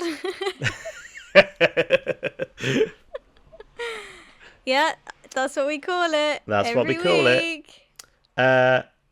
So, God's sake. thank you. Before the Ood, the production team had originally considered Slitheen, right? Slovene, although they wouldn't have been Slovene, they would have been Ratscorocophallopatorians, but Yeah, of course. Yeah, you get it. You Slitheen. get it. The inference being that they'd been enslaved by humanity at some point in their history. They were to have been revealed to secretly believe that the planet was the dwelling place of their god, who would free them from this servitude. It was only decided to use a new race when it became clear that the cost of repairing the Slovene costumes would have been just as much as creating new costumes from scratch. Russell T Davies was also concerned that they would distract from the human characters whom he felt were at the heart of the story, which I think is fair enough. I think that this would not have worked as a Slitheen story at all. No. Not especially because even in series 1, I mean, everyone loved the Slitheen, so the Slitheen in my eyes became like a Sarah Jane staple. Like they couldn't really reuse it in Doctor Who, so they used it for Sarah Jane. That's like how I see it, because they loved the Slitheen.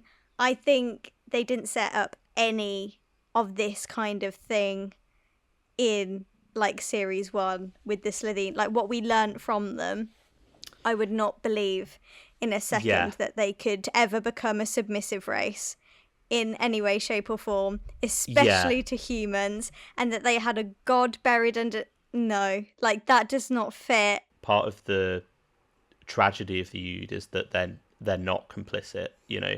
Yeah. With this version, the Slitheen would have been like basically going along with it, and then ha ha ha, this is our god and he's going to free us, so we're doing it. Like, I think that it's not nowhere near as strong. I agree. And also, we've already seen the Slitheen in series 1 do some catastrophic and horrific things. Yeah. The last thing we're going to do is empathise with them in this situation like we would the Ood. And which we do with the Ood, even. Yeah. So there's no way that we'd be able to feel anything like we do with the Ood with the Slitheen in any way. No, I agree. Early considerations for who could be at the bottom of the pit included... Are you ready for this? Yeah. Davros. Could you imagine? The Master. Oh my god. And the Toclophane. The Toclophane. So is this the story that they were used for, or like meant to be used for, and then they ended up in series 3? Well, they were obviously going to be used for Dalek if they couldn't get the rights from the That Terry was Nation it. It was estate. Dalek, wasn't it? So then they had it kind of and on then the they were back like, burner. I like this idea, yeah. One of Matt Jones' early drafts contained a cliffhanger of Rose being possessed by the Beast.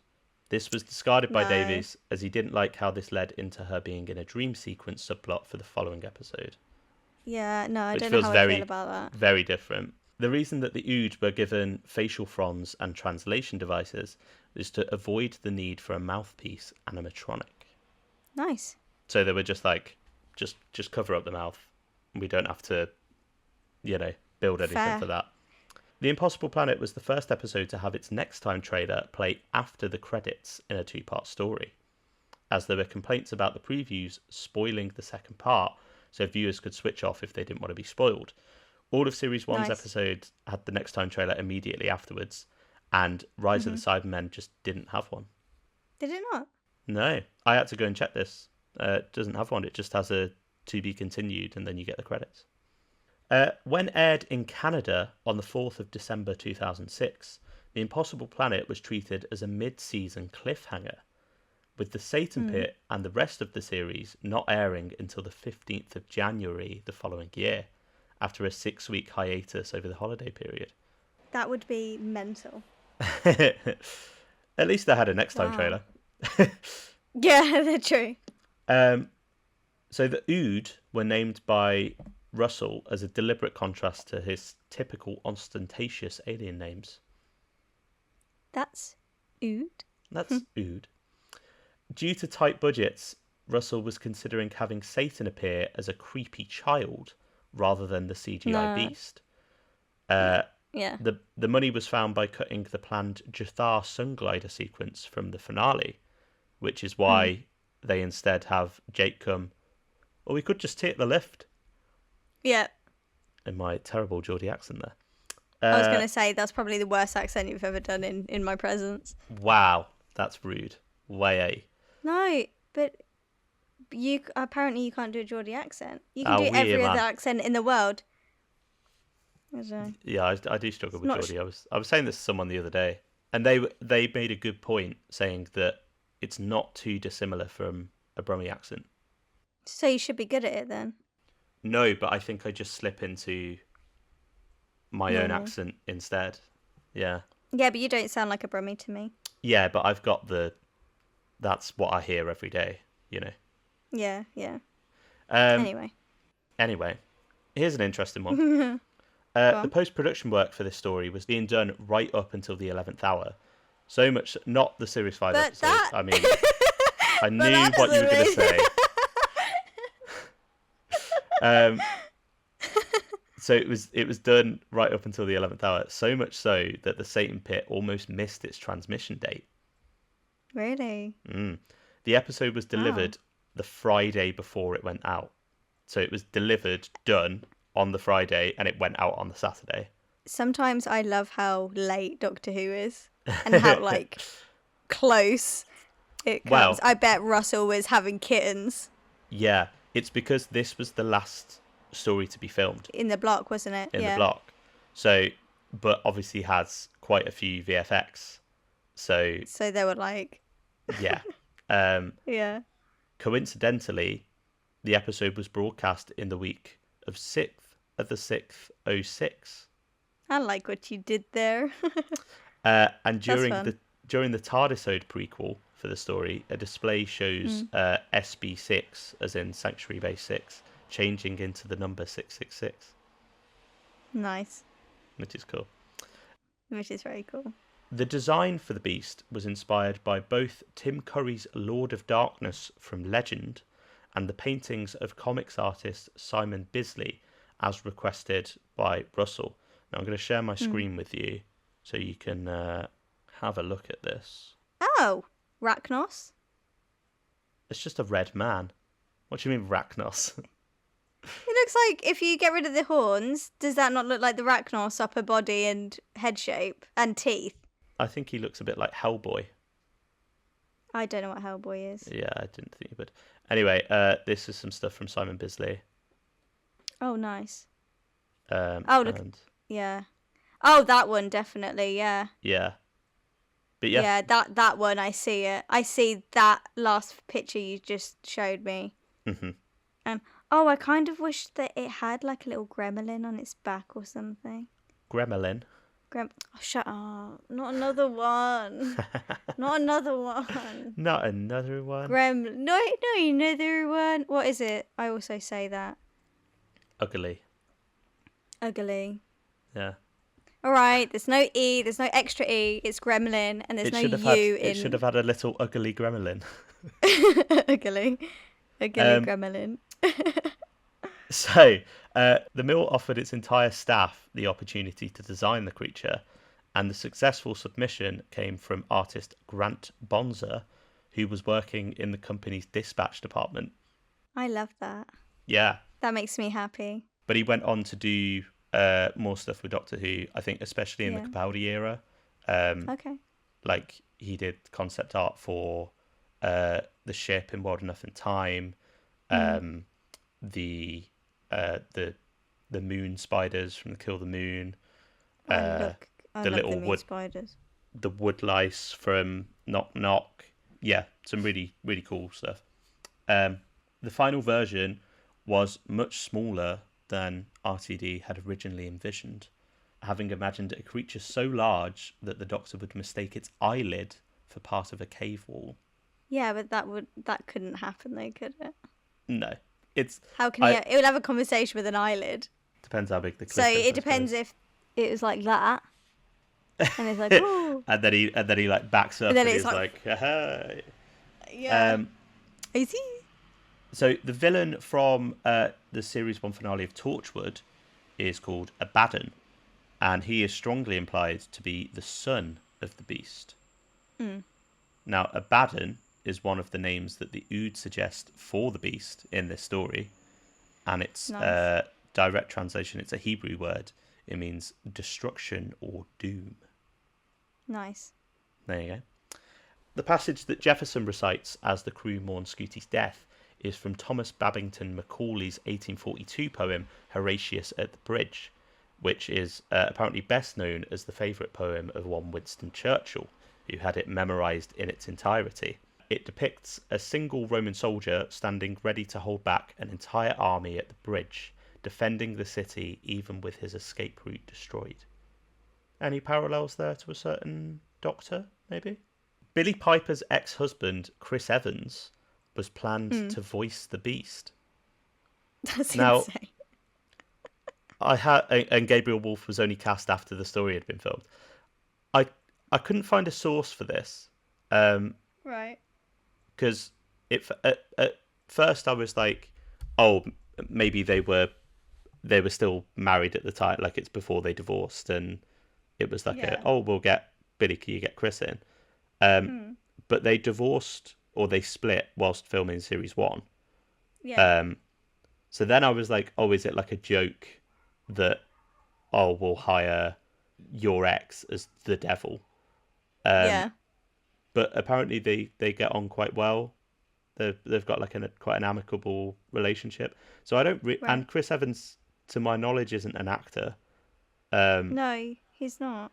I wonder if it's in. I've got her memoir, like her memoir, her like first book Autobiography. that she wrote. Or thank you, memoir.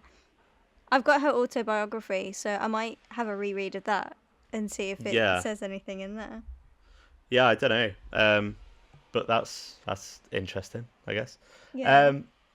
This is the first story since The Greatest Show in the Galaxy to take place entirely on an alien planet. The episode was made in part to counter criticisms that Series 1 was almost entirely Earth-based. Yeah. And as such, this is the first story of the new series to utilise a quarry as a stand-in for an alien planet surface. Something that RTD and the team were reluctant to do. Something that RTD and the team were reluctant to do, fearing it would perpetuate a hacky cliche of the classic series. The classic series loves a quarry. It loves a quarry. Doctor Who loves a quarry. Fun little bonus fact about the quarry, though. So the car that took the locations team to first visit it when they were scouting for locations had a number plate that ended OOD. I really hope that stayed with Russell subconsciously, and he was like, "Oh, I need a name for the Ood." Don't know what that accent is. I was gonna say I'm trying to do Welsh, but I'm not good. In my head, that sounds really Welsh. I mean, what comes presumably, out is anybody's story. Presumably, the script would have been written well before they were scouting locations. Not to burst your bubble. No, not in this stream. Not in this stream. But also, no, do you not think it's way cooler that it's just this weird coincidence? No. I want subconsciously, he's like, oh, I need a name for this. Oh, let's use Ood. And it's just because in the background of his mind, he, like, because I love looking at number plates because it's just fun. No? That's like a universal thing. Right, okay, so you haven't been bored or you're just walking down the street and you're like, that's a good number plate. No. Or you're walking down the street and you're like, right, that says KT150XD. Okay, right. Try and memorize that. And then later on, you come back and you're like, right, what was that number plate? KT150XD. Yeah, still got it. I can honestly say I've never done that in my life. Oh. Whatever. I don't even care. I'm I'm getting something on this call. There's some flavour. I think there's a bit of spice. Spice. Bit of spice going on. Spice from your end of the line here, Kat. I love number plates. Sue me. What are you gonna do? I love a good number plate. I do. So the crew only had around 15 minutes left to get the scene of the Doctor's big speech to the Beast in the caves. David Tennant nailed it in one take. Of course he did. Of course he did, What because a it's pro. David Tennant. Because it's David Tennant. So all of that stuff in the caves was shot in one day. That's mad. They only had there's reams of dialogue that he had to spool off. That's just David Tennant being and obviously incredible, isn't it? He's not acting against anyone. It's just a big green screen in a cave. Yeah. So they had one day, and he did that big speech at the end. Just bam. That's amazing. Like, that's just talent. Yeah. He is so incredible. What a guy. Penultimate fact here, Kat. Go on. I've got some foreign titles for you. Oh my god, I love foreign titles. Foreign titles. The French for this story is The Devil's Planet. Okay. It's creepy. Okay. That feels very classic. That feels very classic. The German for part 2 is The Abyss. I like that. Mm-hmm. That's edgy. The Italian for the story, The Abyss of the Devil. Ooh. In Brazil, part 2 was known as The Devil's Well. That's kind of sick. Mm-hmm. This is my favourite one. Okay. In Portugal, part 2 was known as The Satanic Hole. All right, well, whatever you get up to on a Saturday night. You know? What are you doing? Nothing. Just watching The Satanic Hole. Leave me alone. Excuse me, you're doing what now? The Satanic Hole. The Satanic Hole. Maybe that's what I'll call this episode. The Satanic Hole. Pod. Yeah. The Satanic Hole review. I'm like, sorry, excuse me, what? Final fact. The final scene of this story, the whole stuff of legend, is the final one that Billie Piper shot on the series, which is why she's got those big puppy dog eyes looking up at David Tennant, and both of them had like a really hard time making it through because they were like really emotional that was their final scene. That makes me really sad, and I kind of wish I never knew that. But it's sweet though, isn't it? It's yeah, but now I'm never going to be able to watch that scene again because I'm just going to cry. Because they are the stuff of legend. No, I know they didn't die. I know that she comes back in series 4. I know. She's come back again. It's just twice. She's the Doctor. 3 times. 3 times a lady. Billie Piper. Come on, Billie Piper, but can't keep her away. Nor that Scottish one. I know. They're back every bloody 5 minutes. What are you crying about? I'm not. Now I'm in a mood. Let me be emotional. What are you doing? You can be emotional. You can be as emotional as David Tennant and Billie Piper filming their final scene of Doctor Who together. Anyway, after this podcast, I'm going to go watch it and cry. That is the end of You Will Die and I Will Triv. Well, I have died and you have trived. So that was pretty successful. Correct. Yep, I'd say that is a success. And if you don't mind me saying so, I'd say that was a pretty successful episode of the So Sue podcast, wouldn't you? I think so too. I don't think there's no Satan holes here. That wasn't a sentence. I don't think there's no Satan holes here. Oh, God. Do you want me to finish off the podcast with a cosmic horror story? Oh, God. Yeah, go on. So, I've been researching a lot of horror stuff recently. And obviously, it's been freaking me out in the night.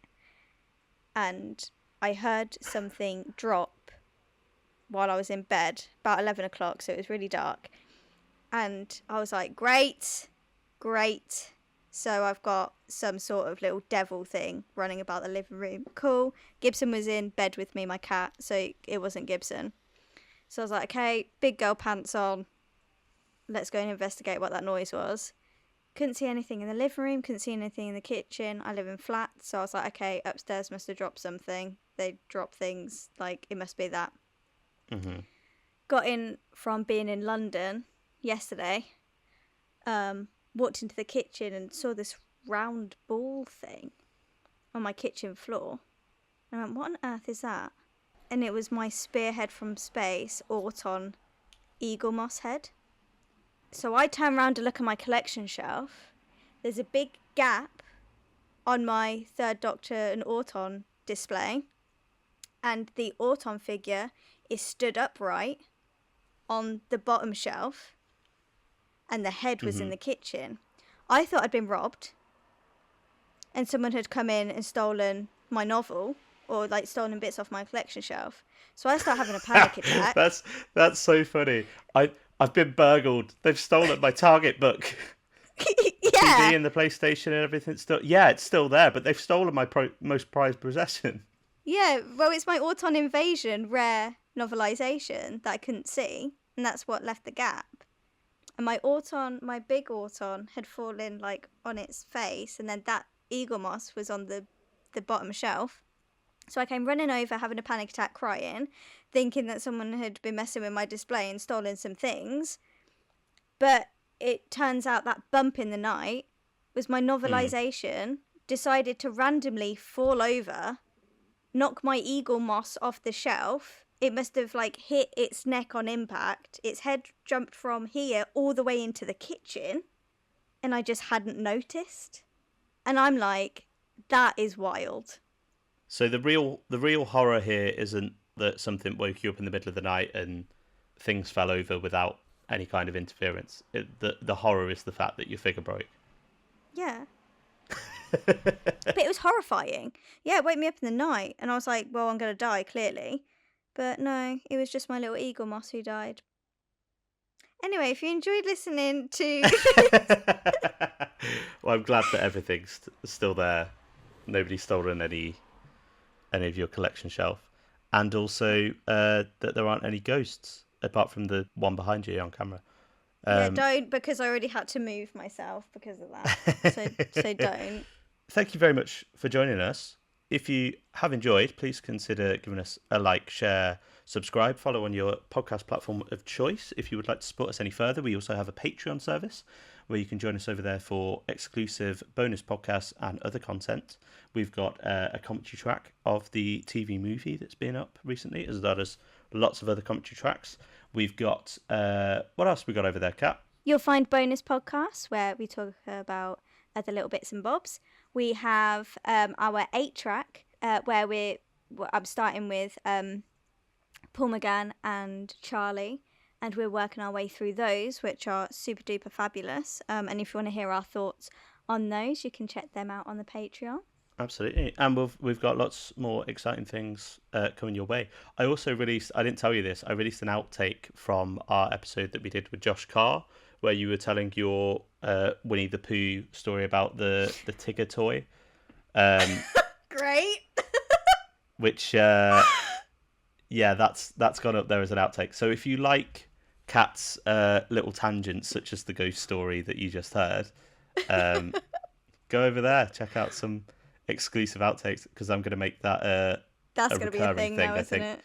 Yeah, because I have to cut out quite a lot from these episodes. Oh God. So yeah, we'll see.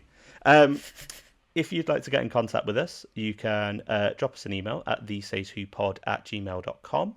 You can also follow us over on Twitter and Instagram and TikTok at sayswhopod. But Kat, where can they find you? You can find me on the Twitter and Instagram at simplykatie_XO. Where can they find you, Tip? Thank you very much for asking. They can also find me on the Twitter at Son of Biscuit and on the Son of Biscuit YouTube channel, which you may very well be listening to this here podcast on right now. Oh, it felt good saying that. Yeah, it's been a while, right? It's been a while. Next week, we have a very special episode We do. with some very special guests that I'm very excited to record. We've got an interview with the fabulous pair, Reece Connolly and Carrot, from Gallifrey Cabaret. Woo-woo! The Gallifrey Cabaret, who are going to be talking all things Gallicab and Doctor Who for a cool little interview for Pride Month. Very excited. I think that'll be a gay old time. As the second Doctor would say. Is it the second Doctor that says that? Well, this is gay. Gay. I think that is it for this week. We shall bid you Farewell, mon ami, and we'll catch you next time. All right, cheers. Bye. Bye.